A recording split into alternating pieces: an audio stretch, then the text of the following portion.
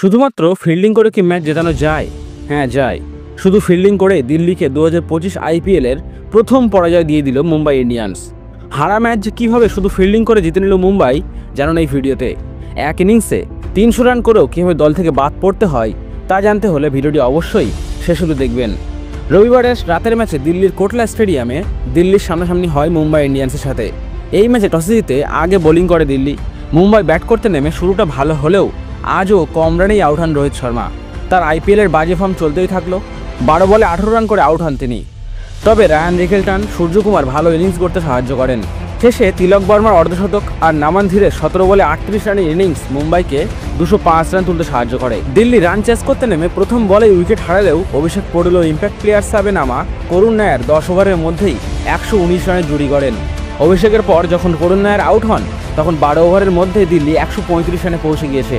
তবে সেখান থেকে শেষ অবধি 19 ওভারে 193 রানে অল আউট হয়ে যায় দিল্লি। শেষে 3টি উইকেটই মুম্বাই পায় 3 বলে 3টি রান আউট হিসেবে, আরও একটি পায় স্ট্যাম্প আউট হিসেবে। শুধুমাত্র ফিল্ডিং করে শেষ 3টি আউট করে দিল্লিকে অল আউট করে মুম্বাই, যার ফলেই এই সিজনে প্রথম ম্যাচ হারল দিল্লি। তবে এই 193 রানের মধ্যে সবচেয়ে উল্লেখযোগ্য করুণ নায়ারের 40 বলে 89 রানের ইনিংস। লোকচক্ষুর আড়ালে চলে গিয়েছিলেন টেস্টে 300 করা এই ব্যাটসম্যান। রবিবার জাসপ্রীত বুমরাকে স্কোয়ার লেগের উপর দিয়ে ছক্কা মেরে সেটাই তাকে ভারতীয় ক্রিকেটের চর্চায় ফিরিয়ে আনলো। এই মুহূর্তে ভারতবর্ষের সেরা পেস বোলার হলেন জাসপ্রীত বুমরা।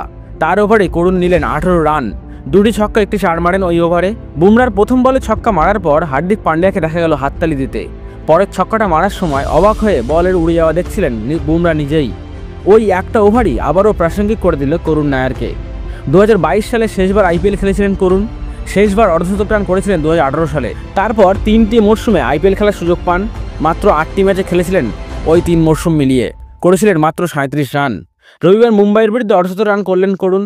7 বছর পর আইপিএলে 50 রানের গণ্ডি পার করলেন তিনি। ইনিংস শেষ করলেন 89 রানে।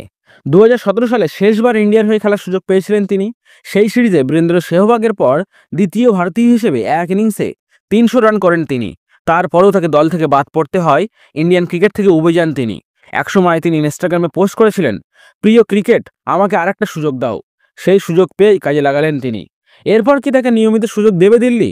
আপনার এই বিষয়ে মতামত কমেন্ট করে জানান আমাদের। আর আমাদের ভিডিওগুলি ভালো লাগলে অবশ্যই লাইক, শেয়ার ও সাবস্ক্রাইব করতে ভুলবেন না।